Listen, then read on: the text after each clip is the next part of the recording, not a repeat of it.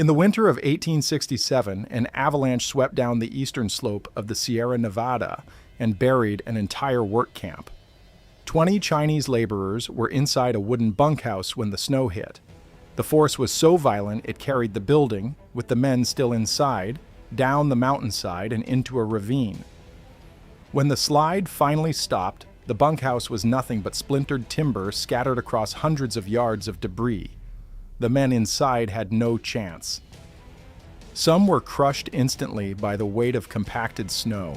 Others were buried alive, suffocating in the darkness beneath tons of frozen earth. Their bodies weren't recovered until spring, when the snow finally melted enough to reveal what was left of them. By then, months had passed. The ground had thawed and refrozen multiple times.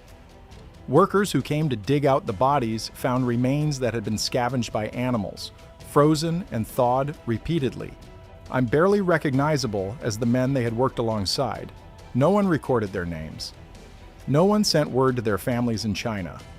The company ledgers simply noted the loss and requested replacement workers. This wasn't an isolated incident. Throughout that winter, avalanches killed Chinese workers by the dozens. One slide buried a crew near Donner Pass. Another swept away a supply train, and the men guarding it. A third struck a group of workers walking between camps in what should have been a routine journey. Each time, the mountain took lives without warning, without mercy, without leaving any evidence that would survive the spring thaw. Some estimates suggest more than 500 men died in a single season, though the real number will never be known because the Central Pacific Railroad didn't keep detailed records when Chinese workers died. They kept meticulous records of blasting powder, of timber, and of rail spikes.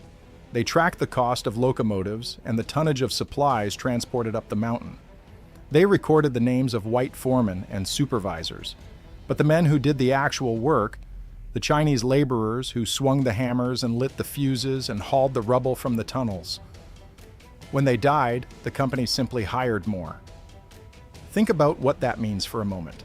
500 men, fathers, sons, brothers, human beings who had traveled thousands of miles from their homes in southern China, who had crossed the Pacific Ocean in the cramped holds of sailing ships, who had worked their way up from Sacramento into the mountains with nothing but the strength of their bodies and the promise of wages they could send home to their starving families. And when the mountain killed them, the company that employed them didn't even bother to write down who they were. And here's the thing about those workers. They weren't just laborers, they were the reason the railroad exists at all. 15,000 Chinese men, most of them from the Guangdong province of southern China, built the most impossible stretch of railroad in American history. They carved tunnels through solid granite using hand drills and black powder. They lowered themselves over cliff faces in wicker baskets to plant explosives in cracks they'd chiseled with their own hands. They mixed nitroglycerin from raw chemicals, handling one of the most unstable explosives ever created with nothing but their bare hands, and the knowledge that any mistake meant instant death. They worked through winters so brutal that 40 feet of snow buried the tracks, and they had to dig tunnels beneath the drifts just to walk from their sleeping quarters to the worksite. The transcontinental railroad that connected the Atlantic to the Pacific, that transformed America from a collection of distant states into a unified nation, which was built on their backs. And yet, when the Golden Spike was driven at Promontory Summit in 1869 and the photographs were taken to commemorate the moment, not a single Chinese face appeared in the frame. This is the story of how they built it anyway, and this is the story of what it cost them. To understand why anyone would attempt to build a railroad through the Sierra Nevada, you have to understand what California was in 1860. It was effectively an island, not literally, of course. The state was firmly attached to the rest of the continent. But practically speaking, in terms of transportation and communication and commerce, California might as well have been floating somewhere in the middle of the Pacific Ocean. If you wanted to get from New York to San Francisco in 1860, you had three options and none of them were good. The first was to sail around Cape Horn at the southern tip of South America. So a journey of roughly 18,000 miles that took 5 to 8 months and involved some of the most treacherous waters on the planet. The waters around Cape Horn are where the Atlantic and Pacific Oceans collide, creating waves that can reach 60 feet and winds that can blow a ship sideways for days at a time. Ships were lost regularly, their crews drowned or frozen, their cargo scattered across the ocean floor. Passengers who survived the journey arrived in San Francisco weak, seasick, and profoundly grateful to be alive.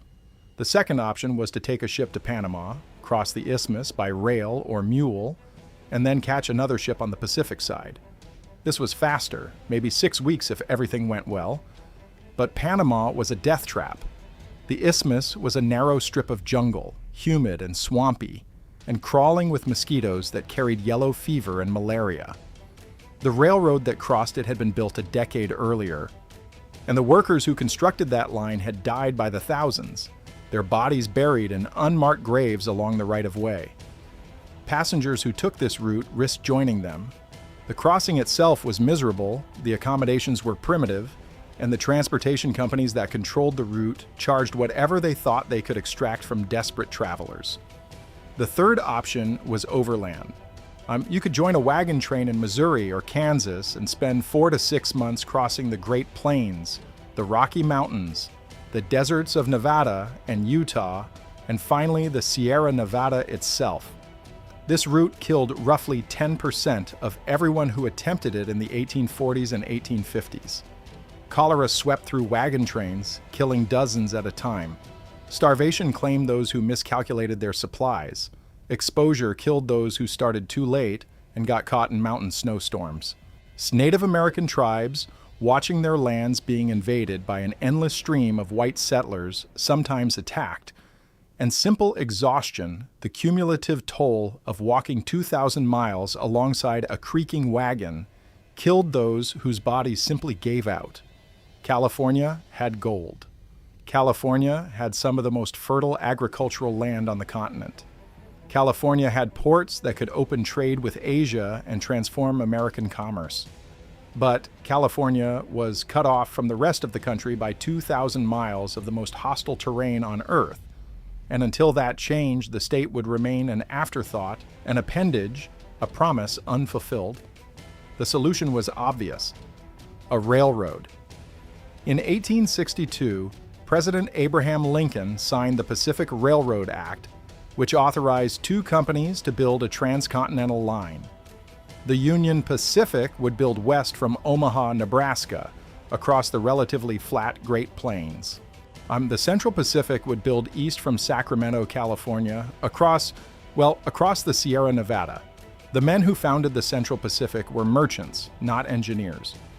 Leland Stanford, Collis Huntington, Mark Hopkins, and Charles Crocker, later known as the Big Four, had made their fortunes selling supplies to gold rush miners. They knew nothing about building railroads, but they understood opportunity when they saw it. And the federal government was offering loans and land grants that would make them rich beyond imagination if they could lay enough track. The problem was the mountain. Stand at the foot of the Sierra Nevada and look up, and you're looking at a wall. The range rises sharply from the Sacramento Valley, climbing from near sea level to over 7,000 feet in a distance of maybe 60 miles. The western slope is steep, covered in dense forest, and cut by deep canyons. The granite underneath is some of the hardest rock in North America. And then there's the weather. The Sierra Nevada sits directly in the path of Pacific storms that sweep across the ocean and slam into California every winter. The moisture these storms carry gets pushed up the western slope, where it cools and dumps as snow, enormous amounts of snow.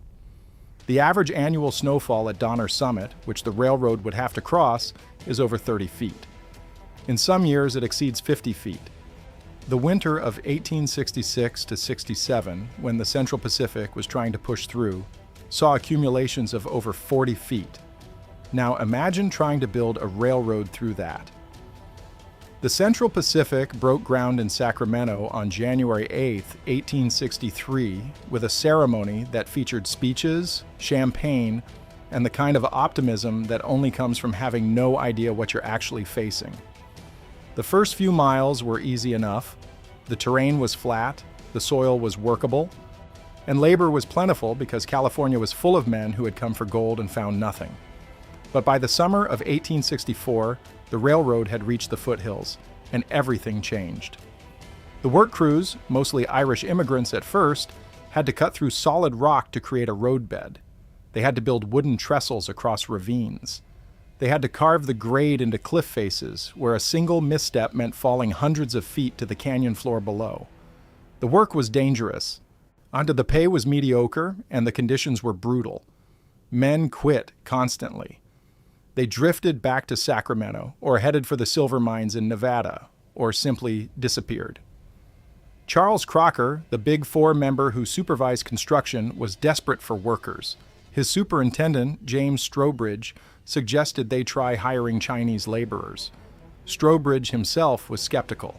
He reportedly said that Chinese men were too small, too weak, and too inexperienced with heavy construction to be useful on a railroad.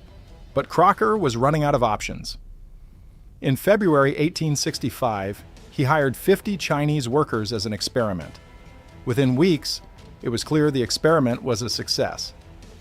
The Chinese crews worked methodically, efficiently, and without complaint. They didn't drink, which meant they showed up sober every morning. They organized themselves into work gangs with their own cooks and headmen, which reduced the burden on the company's management, and they were willing to do work that white laborers refused. By the end of 1865, the Central Pacific had hired thousands of Chinese workers. By 1867, there were roughly 15,000 Chinese men working on the line, representing more than 80% of the total workforce. Most of these men came from the Pearl River Delta region of Guangdong Province in southern China. The region had been devastated by the Taiping Rebellion, in a civil war that killed an estimated 20 million people between 1850 and 1864. Entire villages had been destroyed. Families had been torn apart. The local economy was in ruins. Floods and famines had made conditions even worse, pushing people who had already lost everything into complete desperation. Young men saw no future in staying. Their farms were destroyed, their towns were burned, their elders were dead. The only way to survive was to leave. When American labor contractors recruited them with promises of steady work and good wages, they sent agents to the coastal cities, to Hong Kong and Canton, where men who had nothing left gathered looking for any opportunity. The agents painted pictures of California as a land of gold and opportunity, where a man could earn in a month what he might make in a year back home. They arranged passage on ships, advanced the cost of the journey, and created a pipeline of Chinese labor that would feed the railroad's insatiable appetite for workers. The reality was more complicated. Most Chinese workers were paid between $25 and $35 a month, compared to the $35 plus board that white workers received. The disparity might not sound enormous, but the details mattered. White workers got their meals provided by the company. Chinese workers had to buy their own food, which they purchased from company stores at marked up prices. White workers slept in company-provided tents and bunkhouses. Chinese workers often had to arrange their own shelter. When you added up all the costs, Chinese workers took home significantly less than their white counterparts for doing the same work, and often for doing more dangerous work that white laborers refused. Many were also in debt to the labor brokers who had arranged their passage from China. When the journey across the Pacific cost money that most of these men didn't have, the brokers advanced the funds, and the workers had to pay them back out of their wages with interest. Some men worked for months before they could keep a single dollar of what they earned.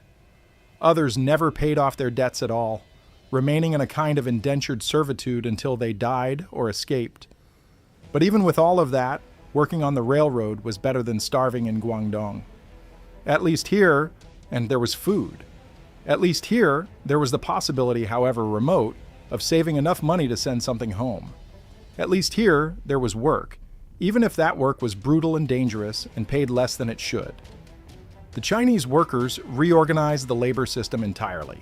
They worked in crews of 12 to 20 men, each with its own headman who negotiated with the company and distributed wages. They hired their own cooks and brought their own food, which was healthier than the bacon and beans that white workers ate. They drank tea, which required boiling water and thus avoided the waterborne diseases that plagued other work camps. They bathed regularly, which was considered bizarre by their white co-workers, but which contributed to their remarkably low rates of illness. And they took on the most dangerous work the railroad required. By 1865, the Central Pacific had reached Cape Horn, a sheer granite promontory that jutted out over the American River Canyon, roughly 55 miles east of Sacramento. The cliff face dropped more than 1,000 feet to the river below. Look over the edge, and you could see eagles circling at eye level, riding the thermal currents that rose from the canyon floor. The rock was vertical, in some places actually overhanging, and it stretched for miles along the route the railroad needed to take. There was no way around it. There was no way over it. The railroad would have to be carved directly into the granite face itself. White workers took one look at Cape Horn and quit.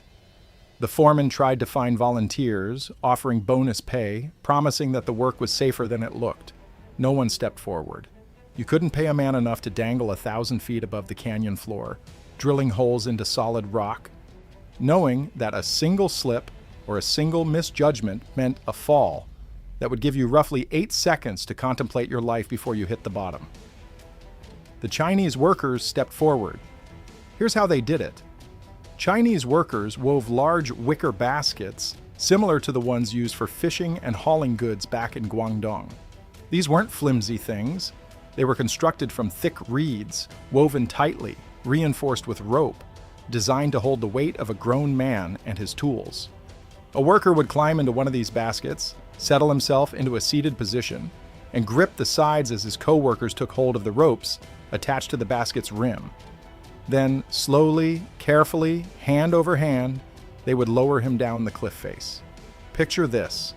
You're sitting in a basket made of reeds, the same material your grandmother might have used to weave a hat.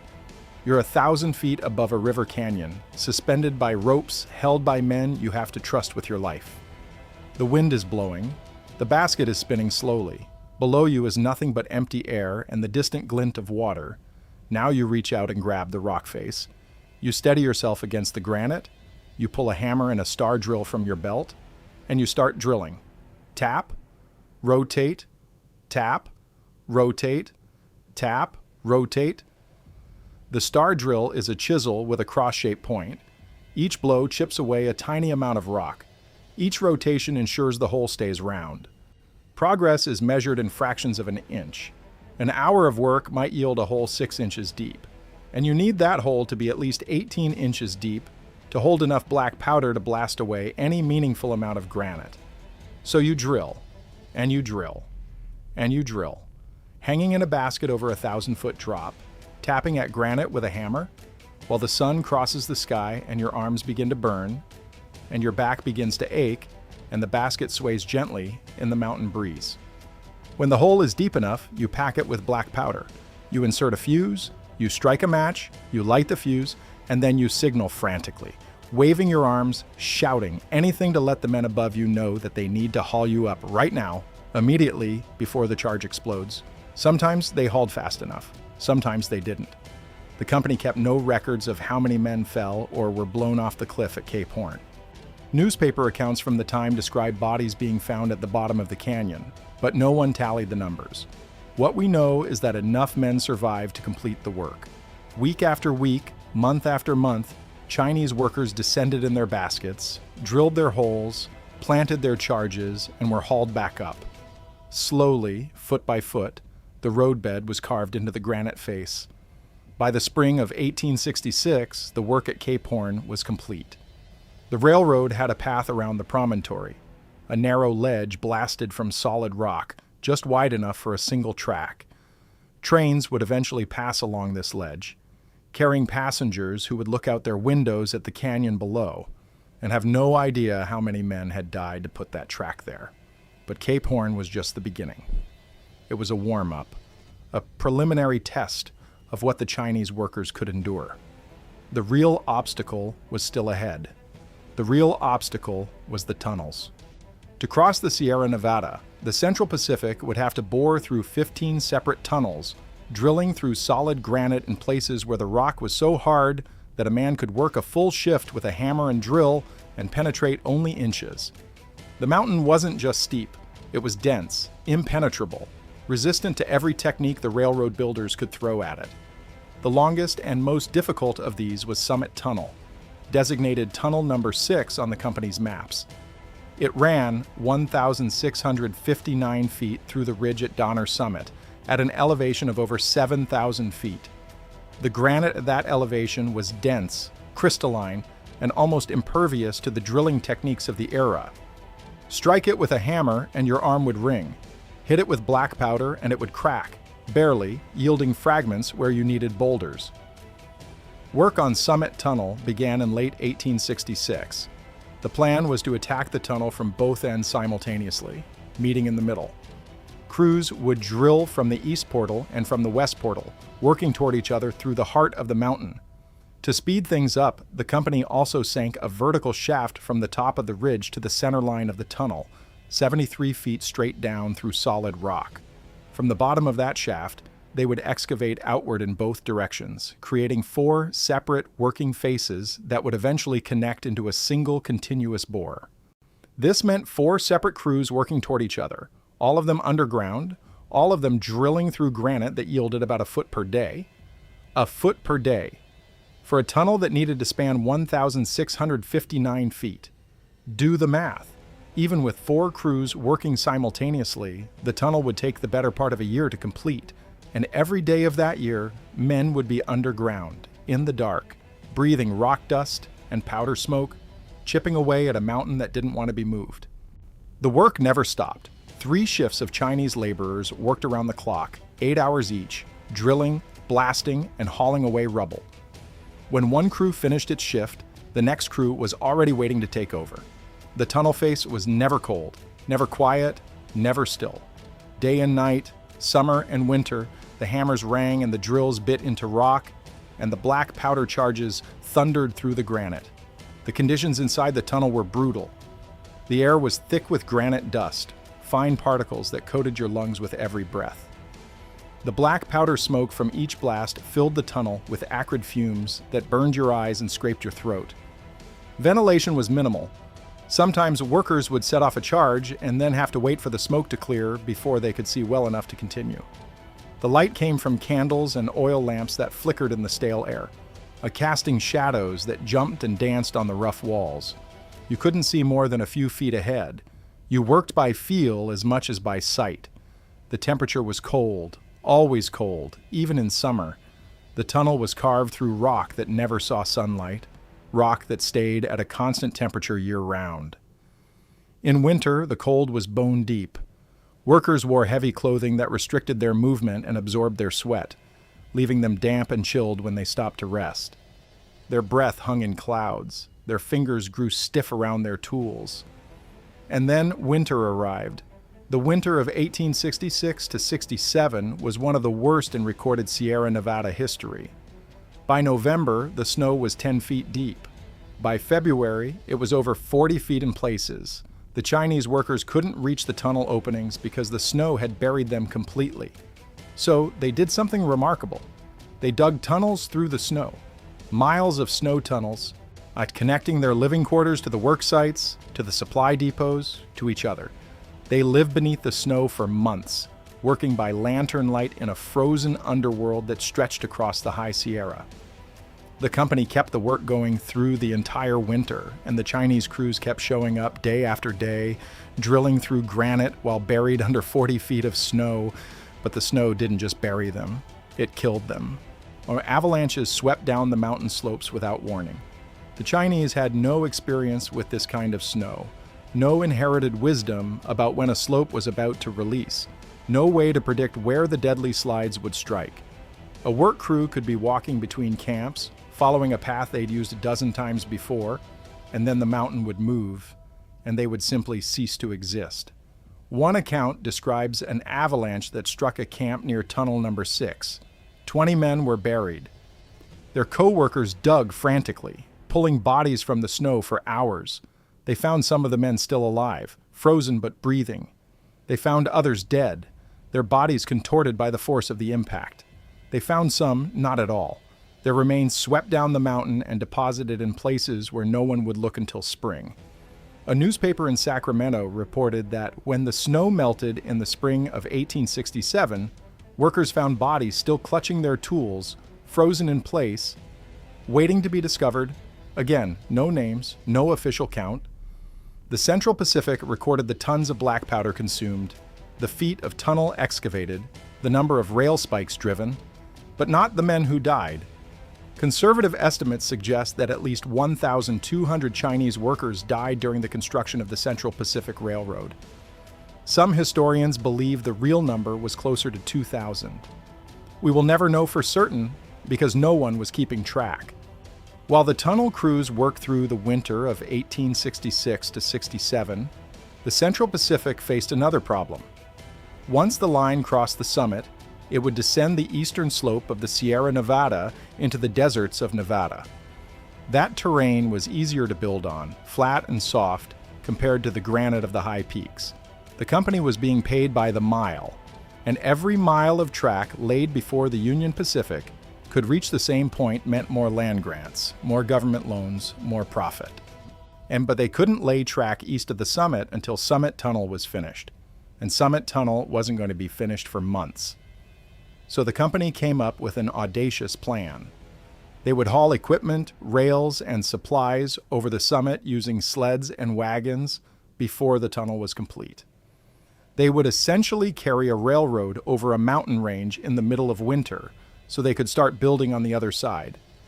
The logistics of this operation were staggering. Locomotives were disassembled, loaded onto massive wooden sleds, and dragged over the summit by teams of oxen wading through deep snow. Rails, spikes, and ties were transported the same way. Chinese workers spent months moving equipment that would normally travel by train, hauling it up one side of the mountain and down the other. Also, the company could keep laying track while the tunnel crews finished their work. By the spring of 1867, the Central Pacific had track on both sides of the summit, with only the gap where Summit Tunnel remained incomplete. The tunnel crews kept drilling, kept blasting, kept pushing deeper into the mountain from all four directions. And then someone suggested nitroglycerin. Black powder had served the mining industry for centuries, but it was inefficient. It produced more force pushing outward than actually breaking rock. Nitroglycerin was different. It detonated rather than burned, releasing energy so quickly and violently that it could shatter granite that black powder could only crack. It was also wildly unstable. A jar of nitroglycerin could explode if you looked at it wrong. The compound was so dangerous that California had recently banned its transportation after a crate of it exploded in San Francisco and leveled an entire city block. The Central Pacific decided to manufacture nitroglycerin on site. A Scottish chemist named James Howden set up a production facility near the tunnel workings. Chinese workers were trained to mix the volatile compound from raw glycerin, nitric acid, and sulfuric acid. They learned to handle the liquid explosive with steady hands, packing it into drill holes that had to be perfectly dry because even a trace of water could cause a premature detonation. The results were immediate. Where black powder yielded a foot of progress per day, nitroglycerin yielded 2 feet, sometimes more. The tunnel crews pushed through the mountain faster than anyone had thought possible. But the cost was paid in human lives. Nitroglycerin accidents killed workers instantly, and the Chinese laborers who handled the compound did so knowing that every charge they packed might be their last. On August 27, 1867, the crews drilling from the west met the crews drilling from the east. Summit Tunnel was complete. The bores aligned almost perfectly. The product of surveying and engineering that was remarkable for its era. A train could now travel from Sacramento to the Nevada line without stopping. But the work wasn't over. The line still had to be protected from the snow that had nearly stopped construction entirely. Here is where the Central Pacific undertook one of the most ambitious engineering projects of the entire transcontinental effort. They built snow sheds, not a few snow sheds, not a mile or two. And they built 37 miles of continuous wooden structures over the track, creating an enclosed corridor through the highest and snowiest section of the Sierra Nevada. These weren't simple shelters. They were massive timber constructions, built with peaked roofs, angled to deflect avalanches, supported by stone walls on the uphill side designed to withstand the force of sliding snow. The lumber required for these snow sheds was staggering. 65 million board feet of timber, a cut from Sierra Nevada forests, milled on site, and assembled by Chinese work crews who had already spent years doing the impossible. The stone for the retaining walls came from the same granite they had spent years drilling and blasting. The entire operation was completed in a matter of months, driven by the knowledge that without the snow sheds, the railroad would be useless every winter. By the end of 1868, the Central Pacific had pushed across Nevada and was racing toward its meeting with the Union Pacific. The terrain was flat now, desert and scrubland that posed none of the challenges of the Sierra Nevada. Chinese crews who had spent years drilling granite found themselves laying track across open ground, working at a pace that would have seemed impossible 2 years earlier. The two railroads met at Promontory Summit, Utah, on May 10, 1869. It was a moment of national celebration. The telegraph carried the news across the country in real time. Bells rang in cities from New York to San Francisco. Newspaper headlines proclaimed a new era for America, a continental nation finally connected by rails of iron. And when the photographs were taken, when the dignitaries gathered around the Golden Spike, and the champagne was uncorked and the speeches were made, the men who had actually built the railroad were notably absent. The famous photograph of the celebration at Promontory shows two locomotives facing each other, their pilots nearly touching, surrounded by crowds of men in suits and work clothes. Look closely at that photograph and you won't see a single Chinese face. The workers who had drilled the tunnels, who had hung from baskets over 1,000-foot drops, who had handled nitroglycerin with hands that knew any mistake meant death, who had lived under 40 feet of snow and emerged to keep working. They weren't invited to the ceremony. Some historians have suggested they were deliberately excluded. Others argue that the Chinese workers had already dispersed by then, moving on to other railroad projects or other work entirely. Either way, the visual record of the Transcontinental Railroad's completion shows none of the men most responsible for making it happen. Charles Crocker, to his credit, acknowledged the Chinese workers in speeches he gave after the railroad was complete. He called them the best workers we ever had, and defended them against the growing anti-Chinese sentiment that would eventually produce the Chinese Exclusion Act of 1882. But acknowledgement in speeches wasn't the same as recognition in the historical record. For more than a century, the standard narrative of the Transcontinental Railroad focused on the visionary industrialists, the brave pioneers, and the transformative technology. The Chinese workers were a footnote at best, an inconvenient detail at worst. It took until 2014 for the Department of Labor to formally recognize the Chinese railroad workers with an induction into the Labor Hall of Honor. It took until 2019, exactly 150 years after the Golden Spike, for the state of Utah to apologize for not inviting Chinese workers to the original ceremony and to hold a commemoration that finally included their descendants. But recognition is not resurrection. The men who died building the Central Pacific are still dead. Their names are still unknown. Their graves, if they have graves at all, are unmarked. What remains is the railroad itself. If you drive along Interstate 80 today, following the route of the old Central Pacific through the Sierra Nevada, you can still see traces of what they built. The tunnels are still there, though the track now runs through newer bores cut in the 20th century. Some of the original snow sheds survive, weathered timber structures that look impossibly fragile given what they were designed to withstand. The granite cuts at Cape Horn are still visible, bearing the marks of tools wielded more than 150 years ago. And if you know where to look, you can find other traces: Chinese coins, unearthed at old campsites, fragments of rice bowls, shattered by avalanche or decay, the foundations of workers' cabins, barely visible beneath a century and a half of forest growth. These are the monuments the Chinese workers left behind, not statues or plaques or name buildings, just the evidence that they were here, that they worked, that they died, that they accomplished something that seemed impossible to everyone except themselves. The Transcontinental Railroad transformed America in ways its builders could never have imagined.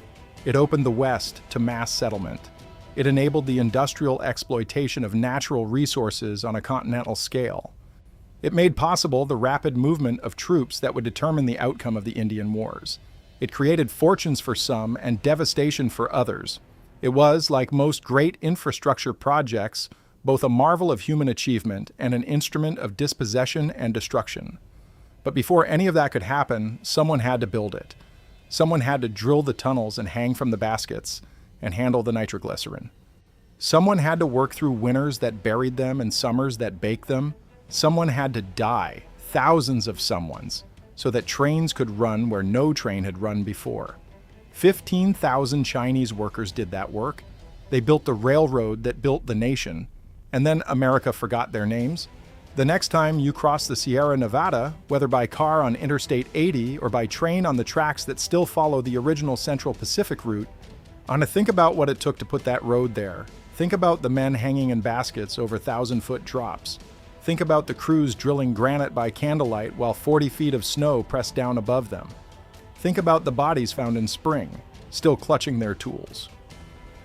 The railroad cost roughly $36 million to build, which in today's money would be somewhere around $800 million. But that number only captures what the company paid. It doesn't capture what the workers paid. It doesn't capture the years of life shortened by brutal labor, the families in China who never saw their fathers and sons again, the bodies that were never recovered, the names that were never recorded. That's the debt the railroad ran up. That's the debt that's still outstanding, not to the companies or the investors or the politicians who made it happen, to the workers who actually built it. And that debt, unlike the railroad bonds that were eventually paid off, will never be settled. That's because the men who earned it are gone, and we don't even know who most of them were. What we know is this. They came from Guangdong province in southern China. They worked for roughly $30 a month. They drilled tunnels through solid granite. They handled explosives that could kill them in an instant. They survived avalanches and blizzards and accidents that the company didn't bother to record. And they built 37 miles of snow sheds to protect a track they would never ride as passengers. And when it was finished, when the golden spike was driven and the nation celebrated, they were not in the photograph. History remembers Leland Stanford and Collis Huntington and the other Big Four. History remembers Theodore Judah, the engineer who surveyed the original route. History even remembers James Strobridge, the construction superintendent who initially said Chinese workers were too weak for railroad work. History does not remember the names of the men who actually built it, because no one wrote them down. So here's what we can do. We can remember that they existed. We can remember that the Transcontinental Railroad, the achievement that transformed America from coast to coast, was built by men whose names we'll never know. We can remember that progress always has a cost. And that cost is usually paid by people who don't get to share in the benefits. That's the story of the Central Pacific Railroad. 15 tunnels, 37 miles of snow sheds, 40 feet of snow, 1,659 feet of granite, and 15,000 Chinese workers who made it all possible. Now you know what it cost. Now you know who paid.